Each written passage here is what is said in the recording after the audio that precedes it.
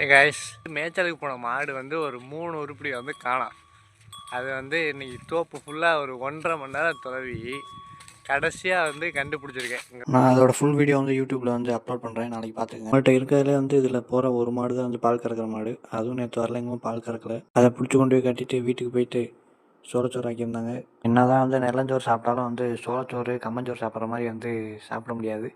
அது வந்து ஒரு ரொம்ப பிடிச்ச ஃபுட்டு எனக்கு. காலத்துக்குலாம் வந்து சாப்பிட வந்து நல்லாயிருக்கும். சோளச்சோறோ கம்மஞ்சோறோ வந்து குழம்பு ஊற்றி சாப்பிட்றதோட மோர் இல்லைனா வந்து தண்ணி ஊற்றி கரைச்சி குடித்தா இன்னும் நல்லாயிருக்கும். யாருக்கெல்லாம் பிடிக்கும்னு கமெண்ட்டில் சொல்லுங்கள். சாப்பிட்டுட்டு கொய்யாத்தோப்புக்கு போயாச்சு.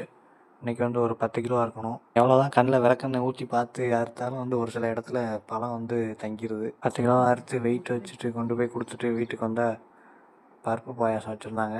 சூடாக இருக்கும், கொஞ்ச நேரம் ஆறட்டும்னு ஆற விட்டு குடிச்சிட்டு தோட்டத்துக்கு போயிட்டு குட்டியாக எல்லாம் கத்திட்டே கிடந்துச்சு. அதனால் திறந்து விட்டேன் பால் குடிக்கிறதுக்கு.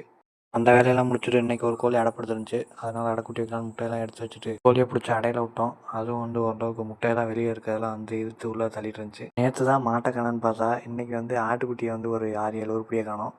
கெடா குட்டியோட எல்லாம் நிற்கும் வந்து தனியாக நின்றுச்சு தோப்புக்குள்ளே. அப்புறம் அதை போய் ஓட்டிகிட்டு வந்து அடைச்சிட்டு இன்றைக்கான டேவை முடிச்சாச்சு. ஓகே காய்ஸ், வீடியோ பிடிச்சிருந்துச்சுன்னா லைக் அண்ட் சப்ஸ்கிரைப் பண்ணிங்க. பாய்.